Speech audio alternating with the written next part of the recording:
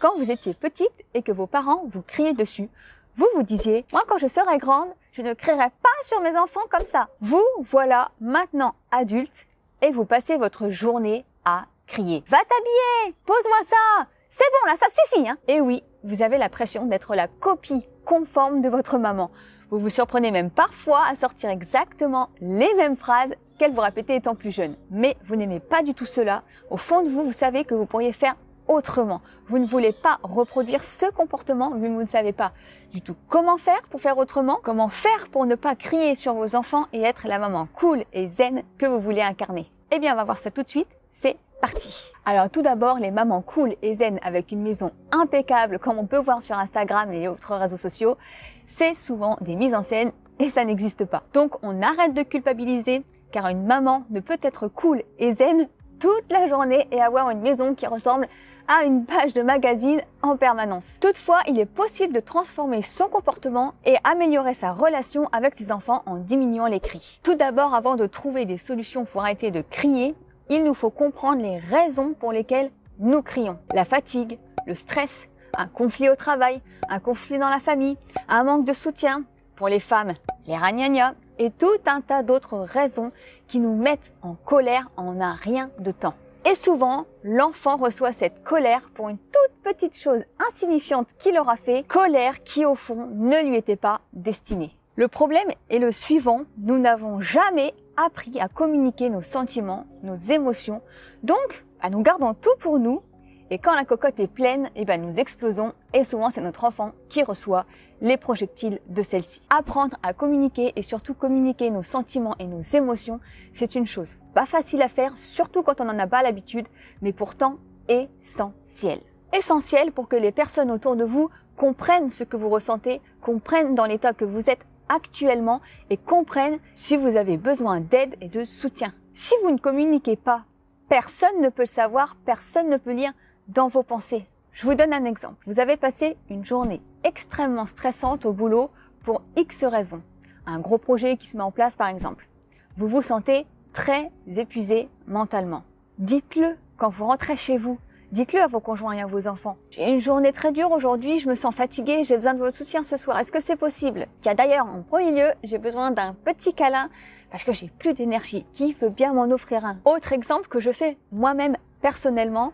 Quand j'ai mes règles, il y a une journée qui est très difficile pour moi, avec de fortes pertes, j'ai très mal au ventre, très mal à la tête, parfois même envie de vomir, j'ai très chaud. Bref, si vous êtes une femme, vous connaissez, eh bien ce jour précis, tout le monde le sait à la maison, car je le dis clairement. Bon, aujourd'hui j'ai mes règles, je me sens pas très bien, j'ai besoin de votre aide, je ne vais pas pouvoir faire grand chose, il faut que je me repose. Il ne faut pas hésiter quand vous êtes fatigué et stressé à l'exprimer et à demander du soutien auprès de votre conjoint, de vos enfants et même d'autres personnes.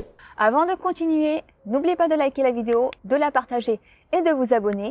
Ce petit like peut vous paraître insignifiant, mais vous ne savez pas à quel point cela compte pour moi. Ça me motive énormément à continuer à vous créer du contenu sur la parentalité et ça permet à ma vidéo d'être plus vue, donc d'aider plus de parents. Et c'est mon but principal de vous aider. Alors merci beaucoup d'être là et merci pour votre soutien. Allez, on passe à la suite. Toujours dans l'idée de communiquer, n'hésitez pas à vous exprimer sur une situation qui vous met en colère, afin d'éviter de jeter encore une fois la colère sur votre enfant au risque de prononcer des mots que vous regretterez par la suite. Par exemple, tout ce bazar, ça me stresse, j'arrive pas à me concentrer et je sens que ma colère arrive. D'une part, ça permet à l'enfant de comprendre ce qui vous dérange et de comprendre que probablement, si cela reste ainsi, vous allez vous sentir de plus en plus fâché. Et comme nous sommes les modèles que nos enfants imitent, ils pourront ainsi prendre exemple sur vous et vous exprimer eux aussi également leurs sentiments et ce qui les dérange et vous les comprendrez mieux. Ou encore, cela fait 3 fois que je te demande de t'habiller, je vois que tes habits sont toujours sur ton lit, je sens que ma patience diminue et la colère arrive, alors on va pas en arriver là. Dis-moi, qu'est-ce qui t'empêche de t'habiller? On peut trouver une solution? Encore une fois, personne n'est dans notre tête et peut savoir ce qui nous énerve ou non. Donc décrire une situation qui nous énerve permet à la personne en face de comprendre et de potentiellement changer son comportement, du moins pour les plus grands. Pour les plus petits, il faudra en plus les accompagner pour leur faire comprendre comment changer cette situation. Ou même, tout simplement, poser des questions sur ce que fait la personne si ça nous dérange et qu'on ne comprend pas. Parce que parfois, quelque chose nous met en colère, parce que c'est quelque chose d'impensable pour nous, alors que pour l'autre personne, Bah, c'est tout autre chose. Je me souviens, il y a pas très longtemps, je vois une écriture sur le coffre à jouets. Ce coffre à jouets, je l'ai acheté à Verbaudet, assez cher, et c'est la première fois d'ailleurs que je mettais autant d'argent pour un coffre à jouets. Mais à cette époque, il s'agissait de décorer la chambre de bébé, et comme mon deuxième est arrivé, j'ai trouvé ce coffre à jouets en forme de maison très joli, donc j'ai fait une petite folie et je l'ai pris. Du coup, il est vrai que j'accorde plus d'importance à ce coffre qu'à d'autres meubles, et potentiellement, je me mets plus en colère si on le dégrade ou l'abîme. Mais du coup, c'est très personnel. Bref, je vois une écriture au feutre noir dessus et en m'approchant, je vois écrit des chiffres et des phrases. Donc je comprends très vite que c'est mon plus grand qui est responsable de cette dégradation sur le coffre. Au lieu de laisser ma colère me submerger et me transformer en ça, Mathéo, viens voir ici. C'est quoi ça? Qu'est-ce qui t'a pris d'écrire sur le coffre? T'as quel âge quand même? Comment je vais enlever ça maintenant, hein? T'auras pas de console ce soir. Comme ça te permettra de réfléchir. Parce que oui, je n'étais vraiment pas contente, mais j'ai respiré un grand coup et j'ai demandé à mon fils pour essayer de comprendre, parce qu'effectivement, à son âge, il sait qu'on n'écrit pas sur un meuble. Alors, qu'est-ce qui s'est passé dans sa tête? Donc, je lui ai dit, Mathéo, viens voir, je vois une écriture sur le coffre, c'est une phrase bien écrite, donc je sais que ça vient de toi. Peux-tu m'expliquer pourquoi tu as écrit sur le coffre? Qu'est-ce qui s'est passé? Et il m'a tout simplement répondu qu'il a écrit pour faire un calcul parce que sa montre n'était pas à l'heure et qu'il a pris le feutre du tableau effaçable, qu'il pensait que ça allait s'effacer, mais que quand il a essayé d'enlever, ça n'a pas effacé, évidemment. Là, j'ai compris, ma colère qui commençait à monter est partie, et je lui ai expliqué que le feutre effaçable s'efface, oui, mais sur les tableaux qui sont prévus à cet effet. Sur les autres matières, ce n'est pas forcément effaçable. Je l'ai invité à aller chercher une éponge magique et à effacer. Je lui ai aussi indiqué de me prévenir la prochaine fois qu'il fait une erreur pour qu'on puisse la réparer avant qu'il soit trop tard ou que ce soit plus difficile. En l'occurrence, là, pour que le feutre ne sèche pas trop fort et que ce soit pas trop difficile à l'enlever. En gardant mon calme, en réfléchissant au lieu de crier et punir, non seulement j'ai compris ce qu'il s'était passé, mais j'ai également appris à mon fils à ne plus reproduire cette erreur en lui expliquant pourquoi ce qu'il a fait ne fonctionnait pas et comment le réparer. Ainsi, il saura maintenant que le feutre effaçable ne s'efface pas partout. Et oui, ce qui nous semble parfois très logique pour nous ne l'est pas du tout pour eux. Alors tout ça, c'est dans la meilleure des situations. Mais parfois, on a des moments comme ça où on se sent surchargé. On a cette impression d'étouffer, de plus arriver à respirer, ni à réfléchir, cette sensation qu'on va perdre le contrôle à tout moment, qu'on est au bord de l'explosion. Souvent, cette sensation arrive quand on a enchaîné plusieurs tâches dans la journée sans s'arrêter parce qu'on a été sollicité de partout. Enfants, conjoints, maison, et on n'a pas eu 30 secondes pour nous. Eh bien, stop! C'est important de dire stop et de s'arrêter. C'est important de prendre pour soi un moment, ne serait-ce que 10 minutes, un quart d'heure. Surtout quand vous sentez cette pression en vous, cette tension, il ne faut pas continuer à l'alimenter. Peu importe ce que vous êtes en train de faire, il faut vous arrêter et aller faire diminuer cette tension. Vous êtes en train de faire à manger, mais ça bout plus à l'intérieur de vous que dans votre casserole. Éteignez le feu et allez vous ressourcer.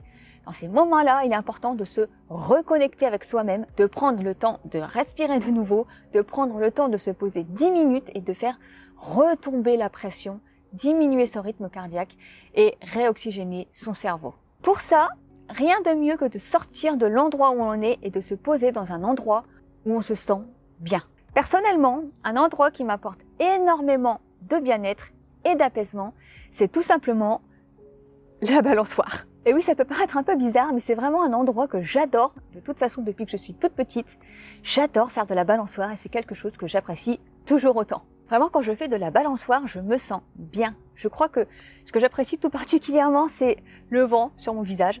J'en profite pour faire de grandes respirations et ça m'apaise vraiment beaucoup. En fait, j'y vais pas seulement quand je sens que je n'arrive plus à contenir ma colère. J'y vais de temps en temps, comme ça, parce que ça me fait du bien, pour prendre du temps pour moi.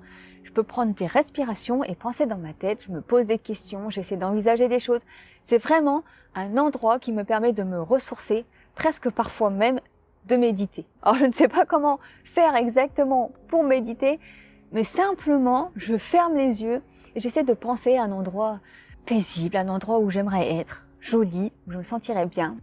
Et puis je laisse mes pensées divaguer. Parfois je me mets aussi une petite musique, c'est super agréable. Enfin bref, la balançoire, j'adore. D'ailleurs, un jour j'aimerais vraiment avoir une balançoire rien que pour moi, parce que là c'est la balançoire de mes enfants.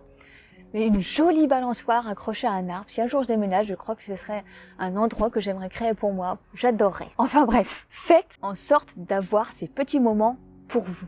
Vous pouvez dire à vos conjoints, j'ai besoin de 15 minutes sans qu'on me dérange et aller faire quelque chose qui vous ressource. Ou même simplement le soir, une fois que vos enfants sont couchés, au lieu de tout de suite regarder la télé, faites quelque chose pour vous, pour prendre soin de vous, pour vous faire du bien, pour vous ressourcer encore une fois. C'est vraiment important. Vous pouvez également vous lever un peu plus tôt le matin pour prendre ce temps. Si vous n'avez pas vu ma vidéo sur le Miracle Morning, je vous invite à aller la voir. Je vous explique comment j'ai réussi à reprendre du temps pour moi, justement. Mais je vous la mets juste là. Je crois que je suis de mon côté. Juste là, je sais plus.